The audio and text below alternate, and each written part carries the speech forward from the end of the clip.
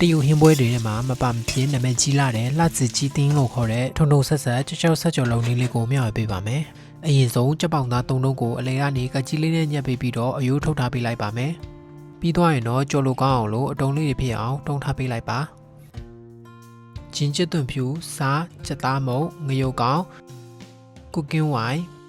ပဲငတ်ပြားရဲ့အကြီးကြက်ဦးအနှဲထည့်ပေးပြီးသွားရင်တော့ကော်မုန်းထည့်ပြီးတေချာလေးနှံ့သွားအောင်နှဲထားပေးလိုက်ပါမယ်ပြီးရင်စီလေးဖြန့်ပြီးနိုင်ဝက်လောက်နှက်ထားပေးလိုက်ပါနောက်ထပ်ငရုတ်သီးလေးတွေကိုပကံလုံးထဲမှာထည့်ပေးပြီးကကြီးလေးနဲ့တေချာလေးညှက်ထားပေးလိုက်ပါမယ်ညက်ပြီးသွားတဲ့ငရုတ်သီးလေးတွေကိုတန်ရှင်းသွားအောင်နဲ့ကြော်ရင်းမခါသွားအောင်လို့ရင်သွေးလေးနဲ့စိမ်ပြီးဆေးထားပေးလိုက်ပါမယ်ပြီးရင်ရေစစ်ထားပြီးချင်းရှစ်သွန်ဖြူခွာကြောက်စေနှံကျက်သွန်မိတ်တို့ကိုပြင်ဆင်ထားပေးလိုက်ပါမယ်အိုးတွေကိုစီထည့်ပေးပြီးစီပူလာပြီးဆိုရင်တော့ခုနကနှက်ထားတဲ့အသားလေးတွေကိုနည်းနည်းချင်းစီထည့်ပြီးတော့ကြော်ပေးလိုက်ပါမယ်ရွှေအောင်နှဲငယ်တန်းလာပြီးဆိုရင်တော့ဆယ်ပေးပြီးတော့စီစစ်ထားပေးလိုက်ပါမယ်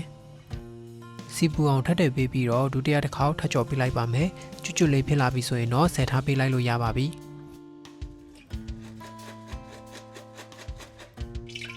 စီပူလာပြီဆိုရင်တော့ဂျင်းကျက်သွန်ဖြူဟွာကြောက်စေးတို့ကိုထည့်ပြီးအနံ့မွေးလာတဲ့အထိကြော်ထားပေးလိုက်ပါမယ်။ပြီးရင်ငရုတ်သီးထည့်ပြီးမီအေးလေးနဲ့ပဲကြော်ပေးရပါမယ်။မီရမ်းပြီးရင်ခါသွားမှာဆိုလိုပါ။အနံ့မွေးလာပြီဆိုရင်တော့ခုနကကြော်ထားတဲ့ကြက်သားနဲ့ကြက်သားမောင်းတစွန်းထည့်ပြီးတော့တေချာလေးနှံ့သွားအောင်မွေးပေးလိုက်ပါမယ်။နောက်ထပ်အနံ့လေးမွေးပြီးတော့ပိုထုံသွားအောင်လို့ဟွာကြောက်စီလေးနဲ့ငယ်ထည့်ပေးလိုက်ပါမယ်။နောက်ဆုံးကြက်သွန်မိတ်နဲ့နန်းလေးထည့်ပြီးသွားရင်တော့တမသွားအောင်လို့တေချာလေးမွေးပြီးကြော်ပေးလိုက်ပါမယ်။